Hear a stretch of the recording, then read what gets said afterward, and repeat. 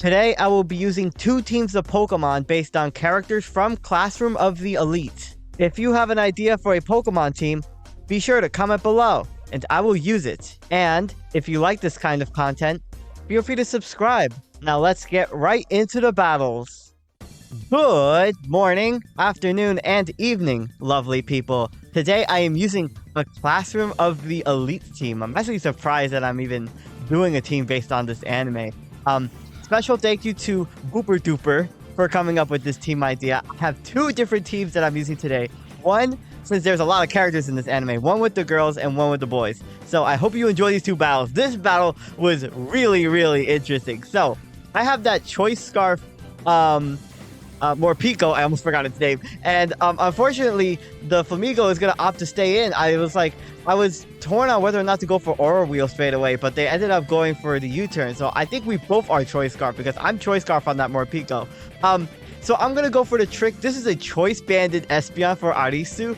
I thought that its color scheme and its overall vibe matched her the best. I have a lot of Psychic types on both of these teams just because of the whole idea with the whole intelligence level and everything, but I'm gonna get knocked off. I'm not having a good start at the moment, but I have Mio here for Quexclaval. And this turn I thought, well, they're not gonna stay in because they are Choice Banded knockoff, and I'm just gonna go for the close combat. I do some crazy damage to the Avalugg. I'm running a Life Orb on this set, so it's gonna do some really crazy damage. This was a crazy turn. So they're gonna Terrasilize their Avalugg. I was like, is this gonna be Terra Ghost or what? But they're Terra Water!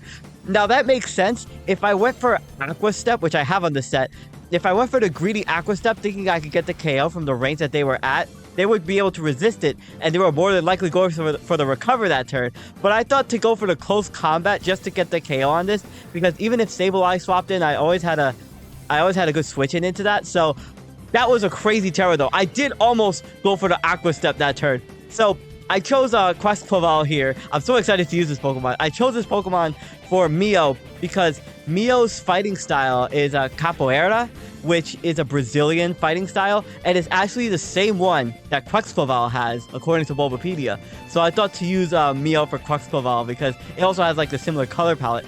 So I'm going to swap in my Morpeko on the Will-O-Wisp, and since I'm a Dark type, I'm able to block the Will-O-Wisp. So I'm going to go for the Aura Wheel on the Clodsire. Just want to see if this is more defensive or special defensive.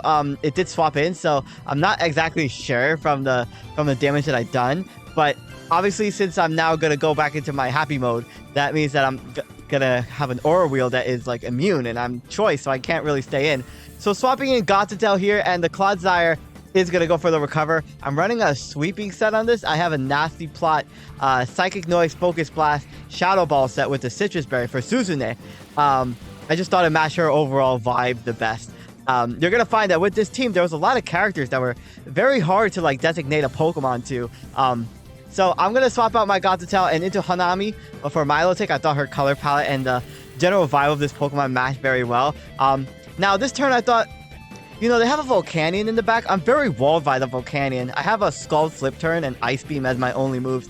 So I actually made a hard switch into Wigglytuff here for Airi, and thinking that the Volcanion would want to swap in on maybe like a Flip Turn, but they actually opt to stay in and go for the Thunderbolt, which is unfortunate because I wanted to threaten the Volcanion with the Thunder. I'm running a Sing set on this Airi, right? I have Alluring Voice, Sing, Nasty Plot, and Thunder on this. So Alluring Voice really isn't going to do much to the Clodsire at all. I was really banking on the Volcanion to want to swap in this turn. They have a they have a really bulky team plus a Flamigo, which is really interesting. So the Clodsire is going to opt to set up the rocks now. I don't have any way to remove those hazards, and I don't have any boots on my team as far as I'm aware. So I was like, okay, well, now I'm going to try to see if to go for a Flip Turn. I don't know if the Clodsire is running Water Absorb or if it's unaware, but now they decide to swap in their Volcanion. So I was like, okay, well, I'm completely walled by this. I really don't have many options, but I also unfortunately don't have a lot of good switches into this Pokemon either.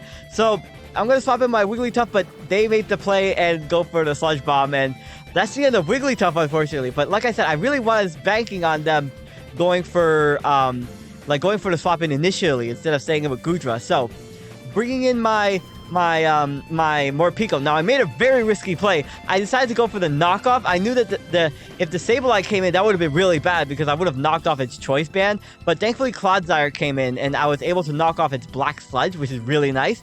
So now I'm gonna bring back in my Quaxclaval. I'm gonna make the hard switching because really all they threatened me with is Earthquake. I'm running Triple Axle on this, and Triple Axle should do a lot of damage to this Clodsire. But I missed Triple Axle. I didn't even hit a single Axle at that time. So now I'm gonna get... Did I just say Pime? I meant to say Time. Oh my goodness. I'm recording this narration at 1 in the morning, by the way. So I'm gonna get Toxic on my Quaxclaval, which is very unfortunate because Triple Axle would have done a heap of damage to this thing. So I thought, you know what? I'm not going to go for it again. I'm probably just going to go for the close combat, anticipating a swap. And man, they swapped in Volcanion and I get a critical hit. Holy smokes. That's two times when the close combat prediction actually ended up paying off for me. Quaxclaval is such a strong Pokemon. Although I do think the crit definitely mattered though, but I was able to get rid of the Volcanion, which actually opens up my Milotic very much, so that's really nice. So, Flamigo comes in. I'm definitely thinking that they're a Choice Scarf based on the way that they stayed in turn 1. So I thought, well, I'm running a defensive Milotic. I'm max defense on this, and the close combat is going to hit me. It still does a huge chunk of damage though, so I was like, phew, am I going to be able to tank another one? I'm not running Leftovers on this. I'm actually running a Covert Cloak, so I could like block secondary effects, and like I could also go for, like I could like maybe like potentially 1v1 a Garganacl, because Salt Cure is like ignored by Covert Cloak. So I go for the Ice Beam on the incoming Goodra. This Pokemon has a lot of special defense. So I thought, you know, Morpeko is looking like my best option in this endgame. I thought it was really good fit for Kikyo because she has like that personality that she hides from everyone else, right? And Morpeko kind of embodies that aspect. Embody aspect, that's Ogerpon's ability. So Goodra is going to get some more Leftovers recovery. I put it at below half health, so I thought, okay, I threatened this with the Triple Axle at the very least, but the Goodra is going to swap out into SkyLaaa. So I was like, okay, that's fine. This Pokemon is going to take a lot of damage, and since I'm poisoned, they can't threaten me with the Will-O-Wisp. So I'm going to go for that Triple Axle there, do some big damage to the Sableye. I am going to take some Life Orb damage and the poison damage as well. It might be enough to take me out in the next turn, but I thought, well, taking out the Sableye is definitely worth it because obviously I don't want this Pokemon spreading like burns or like going for knockoffs and anything. So that's another KO for Quaxclaval. This Pokemon has been so fun to use in the battles that I did with this team. It is such a crazy strong Pokemon. I wanted to use a Life Orb set just to really get the damage output. I also have Upper Hand on that set as the last move as well, just in case I face off against priority like a Bullet Punch Scizor.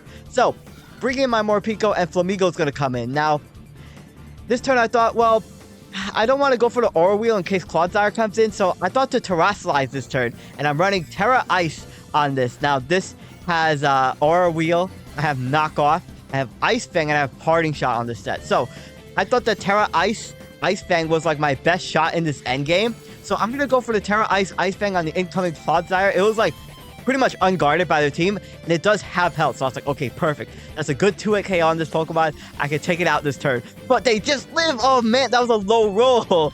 That was so close as well. So, luckily, the only thing they threatened me with is Earthquake, which doesn't take me out. Even though I'm like a very frail Pokemon, I do manage to live that. But I am going to go for the second Ice Fang and take out the Clodsire. Now, their last two Pokemon are Flamigo and Goodra, so I was like, okay, Ice Fang, it's going to get pretty close, but I'm not sure if I'm going to take it out.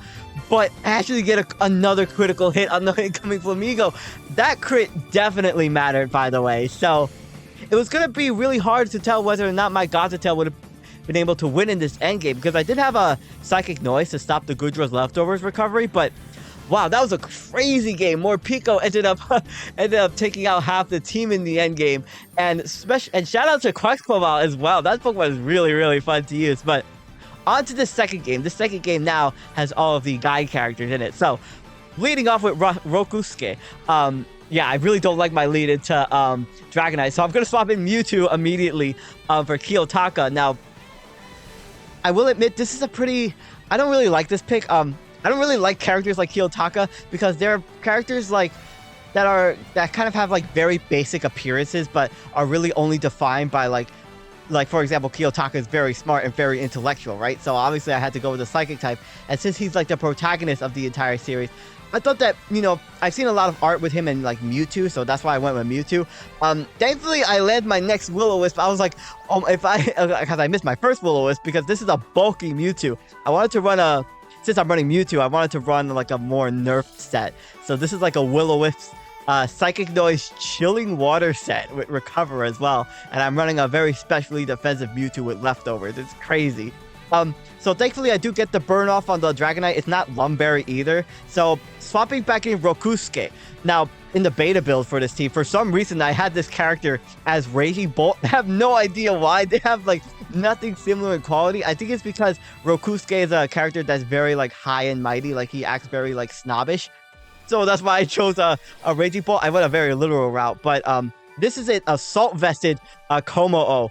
This is a pretty interesting spread. I have like a lot of defense investment, and I have the Assault Vest as well. So I'm able to tank that Ice Beam. I thought that trading the damage on the Greninja would be worth it, so I could just one-shot it with the Body Press, because it's a very threatening Pokemon into my team. So this Komo-O has Flash Cannon, Body Press, and Vacuum Wave. I forgot the last move that I had on it. I think it might have been Focus Blast.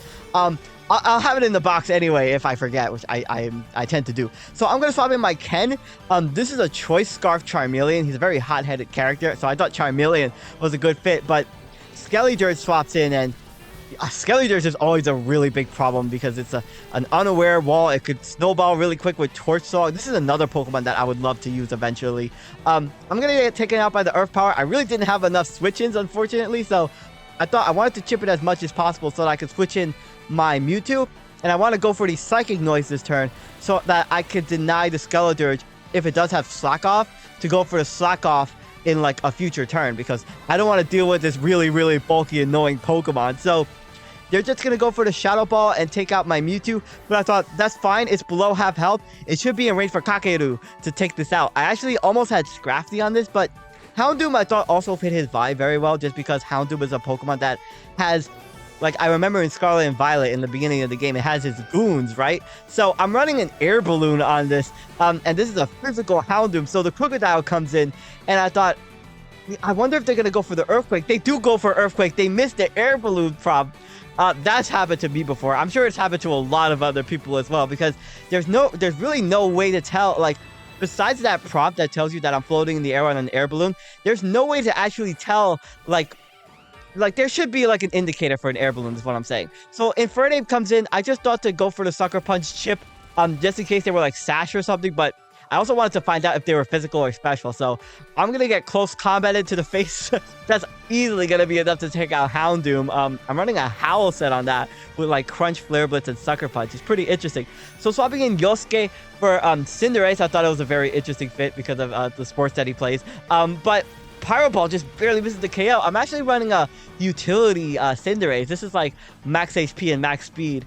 And I have Pyro Ball, U-Turn, Court Change, and Taunt on this set. So I'm gonna go for the U-turn since the Infernape is at -2 special, not special defense. Well, it is special defense, but it's -2 defense, and I'm able to take it out with the U-turn. Maybe I should have went for the Pyro Ball though, but I didn't want to miss Pyro Ball. That would have been really unfortunate. So Electivire comes in. They're gonna Ice Punch me in the face. I was hoping that I might be able to live that, because I have like max defense, but I'm assuming that they might be like an expert belt set on this Electivire. So I'm going to go for the Pyro Ball. I am in Blaze range, so that's going to be enough to one-shot the Electivire. So that was a really good KO. So the last Pokemon is Dragonite. I do have a Blaze-boosted Pyro Ball, but it doesn't do a lot of damage, and they are burned, but it's still going to take out my Cinderace. And my last Pokemon, which is Chestnut for Kohei, which looks very similar to him, may I just say. I don't have a lot to hit this. I have a Belly Drum sweeping Chestnut on this, and I have Trailblaze, Drain Punch, and Earthquake, and obviously Dragonite is immune to Earthquake, and I didn't want to Terrasilize, become Terra Grass. So I thought, well, I have to go for the Belly Drum this turn so that I could like easily one-shot this Dragonite with the Drain Punch, because I need to maximize my attack. I don't know if this Dragonite has Roost as well. That's what I was worried about. So they're going to go for the Iron Head. They actually flinch me with Iron Head. I'm like, oh no, don't flinch me to death, please. Don't. They might be going for like the Iron Head flinch into the Dragon Claw critical hit, which thankfully they don't get. I think I even lived a critical hit from that range, but I am going to take them out with the Drain Punch. that's the end of both games. Sorry that this specific team didn't have like a team building segment. I'm in college, so like it's very hard for me to balance editing and all the work that I have to do. But I hope you enjoyed both of these battles. My name is SkyLaaa. Don't forget to smile, and I will see you all next time.